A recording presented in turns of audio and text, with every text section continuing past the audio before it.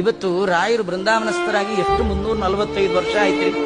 ಆದ್ರೂ ಆ ಬೃಂದಾವನ ಮುಂದೆ ಕೂತ್ಕೊಂಡ್ರೆ ನಮ್ಮ ಮುಖದಲ್ಲಿ ಏನೋ ಒಂದು ಆನಂದ ಬರುತ್ತೆ, ನೆಮ್ಮದಿ ಬರುತ್ತೆ. ವೈಬ್ರೇಷನ್, ಅವರ ಮುಖದ ಕಾಂತಿಯನ್ನ, ಅವರ ದೇಹದ ಆ ವೈಬ್ರೇಷನ್ ನಮಗೆ ಸಪ್ಲೈ ಮಾಡ್ತಾರೆ. ಇವತ್ತು ನಮ್ಗೊಂಚೂರು ನೆಮ್ಮದಿ.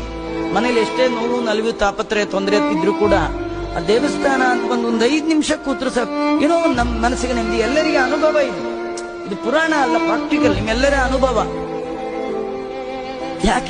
ಯಾಕಂದ್ರೆ ಇಷ್ಟು ಜನರ ನೋವನ್ನ ಅಪಾರ ಮಾಡುವಂತ ತೇಜಸ್ ಅವ್ರ ಮುಖದಲ್ಲಿ ಸಂಪಾದನೆ ಮಾಡಿದ್ದಾರೆ ಮಹಾನುಭಾವರು. ಎಲ್ಲಿಂದ ಬಂತಿದು? ಆ ಪ್ರಾಮಾಣಿಕವಾದ ಜೀವನ.